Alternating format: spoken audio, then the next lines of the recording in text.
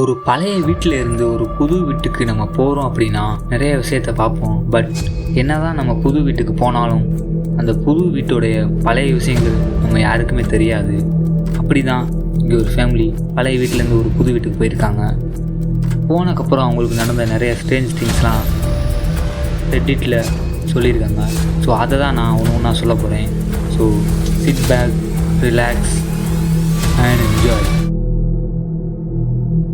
So first thing, அவங்க அந்த வீட்டுக்கு மாறி போனதுக்கப்புறம் ஒரு 5-6 நாள் எந்த ஒரு இன்சிடெண்ட்டுமே நடக்கலை. ஸோ எப்பயும் போல் நார்மலாக தான் போயிட்டு இருந்திருக்கு. ஒரு நாள் நைட்டு திடீர்னு கிச்சனில் ஏதோ ஒரு சவுண்டு கேட்டிருக்கு. அவங்களும் மேபி ஏதாவது பூனையாக இருக்கும் அப்படின்னு சொல்லிட்டு விட்டுட்டாங்க. பட் அந்த சவுண்டு மறுநாளும் கேட்குது, அடுத்த நாளும் கேட்குது, அந்த மாதிரி கேட்டுக்கிட்டே இருக்குது. அந்த வீட்டில் மொத்தம் 3 ரூம். அந்த 3 ரூமில் அவங்க பேரண்ட் தூங்கிட்டு இருந்த ரூமில் சடனாக யாரோ கதவை தட்டுற சவுண்டு கேட்குது. அவங்களும் எந்திரிச்சு வெளியே போய் பார்க்குறாங்க. வெளியே யாருமே இல்லை. அப்போவே அவங்களுக்கு கன்ஃபியூஸ் ஆகுது, நம்ம மட்டும் தான் இந்த வீட்டில் இருக்கோமா அப்படின்ற மாதிரி. அவங்களுடைய ஹஸ்பண்டு என்ன சொல்கிறாரு அப்படின்னா, இதெல்லாம் நம்மளோட மனப்பிரமை தான், நம்ம தான் இந்த மாதிரி தப்பாக நினச்சிக்கிட்டு இருக்கோம், இந்த வீட்டிலலாம் ஒன்றும் இல்லை அப்படின்ற மாதிரி மற்ற எல்லா பற்றியும் கன்வின்ஸ் பண்ணுறாரு. சொல்லி எல்லா பற்றியும் மறுபடியும் பேக் டு நார்மல் கொண்டு வந்துடுறாரு அவர். அதுக்கப்புறமும்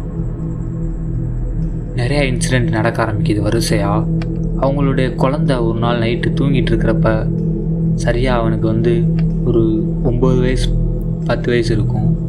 ரூமில் தூங்கிட்டு இருக்கிறப்ப அவன் கையை பிடிச்சி யாரோ இழுத்துருக்காங்க. இழுத்தோடனே அவனும் எந்திரிச்சு அவனும் பார்த்துருக்கான். அந்த ரூமுடைய மூலையில் ஏதோ ஒரு கருப்பு உருவம் நிற்கிறத அவன் பார்த்துருக்கான். பார்த்துட்டு கத்தி இருக்கான். பட் ஆனால் அவன் வாயிலிருந்து சவுண்டே வரலை. அவன் ஏதோ சவுண்டு விடுறான், எதுவுமே கேட்கல மற்றவங்களுக்கு.